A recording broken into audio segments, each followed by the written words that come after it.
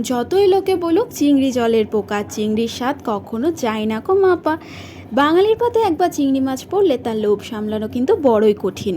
চিংড়ি মাছের মালাইকারি বলো, ডাব চিংড়ি বলো, কুচো চিংড়ি, বাগদা, কলদা, যা বলবে, চিংড়ি মাছের টেস্ট কিন্তু কখনো ভুলে যাবার নয়।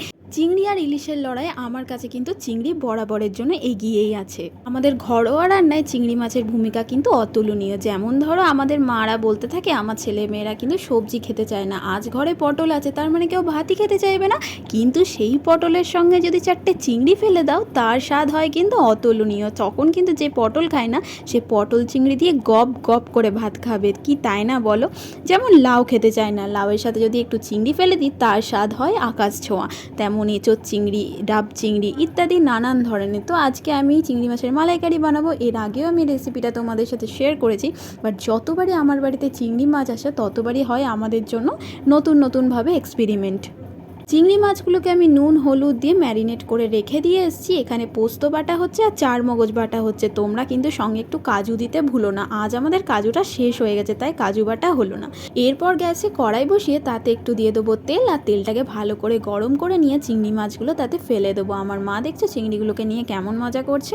বাই দেবে, একটা কথা না বললেই নয়, আজকে এই যে চিংড়ির ডেকোরেশনটা যা দেখছো সবটাই আমার মায়ের বুদ্ধিতে করা। কিভাবে মাছগুলোকে সাজাবো, কিভাবে ফটো তুলবো, এগুলো কিন্তু আমার মায়ের দিকে ক্রেডিট যাচ্ছে। তো চিংড়ি মাছটা জাস্ট 2 মিনিট কড়াইয়ে নেড়ে ছেড়ে আমি ওই গরম তেলে দিয়ে দিলাম একটু গরম মশলা, তারপর পেঁয়াজ বাটা দিচ্ছি। পেঁয়াজ বাটা দেওয়ার পর একটু 1 চামচ মতো আদা বাটা দেবে, তারপর দিয়ে দেবে তোমরা টমেটোটাকে পেস্ট করেও দিতে পারো। বাস মশলার ও হ্যাঁ, তার সাথে সাথে কিন্তু স্বাদ মতো নুন ঝালটা দিতে ভুলো না, তাহলে কিন্তু পুরোই গন্ডগোল হয়ে যাবে। আমি দিয়ে দিয়েছি একটু কাঁচা লঙ্কা চিড়ে, তোমরা বেটেও দিতে পারো।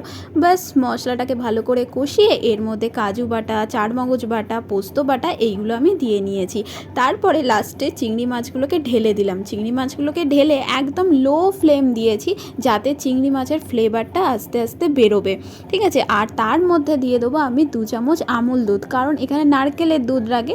নারকেলের দুধ আজকে আমার বাড়িতে নেই, তো যথারীতি আমাকে দিতে হবে আমুল দুধ, তবেই তো না মালাইকারির টেস্ট আসবে। তো চলো দেখা যাক এবার স্বাদ কেমন হয়, সেটা তোমরা জানতে পারবে খাবারের সময়। এখন তো জাস্ট দেখে নিলে চোখের দেখায় কত সুন্দর দেখতে লাগছে, তবে আমি কিন্তু সাইড থেকে একটু চেখে দেখে নিয়েছি, স্বাদ হয়েছে একদম জব্বর।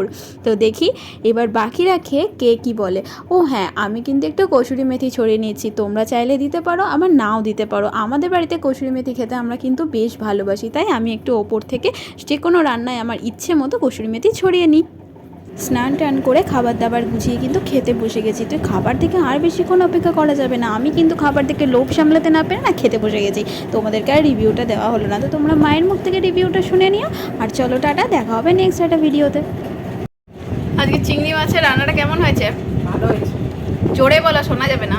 সুন্দর হয়েছে, ভালো হয়েছে। আচ্ছা, রান্নাটা বেশ ভালোই লাগলো, মানে দেখতেও সুন্দর, খেতেও সুন্দর। বাস বাস, ফাটাফাটি গঙ্গা জল খাঁটি খাঁটি।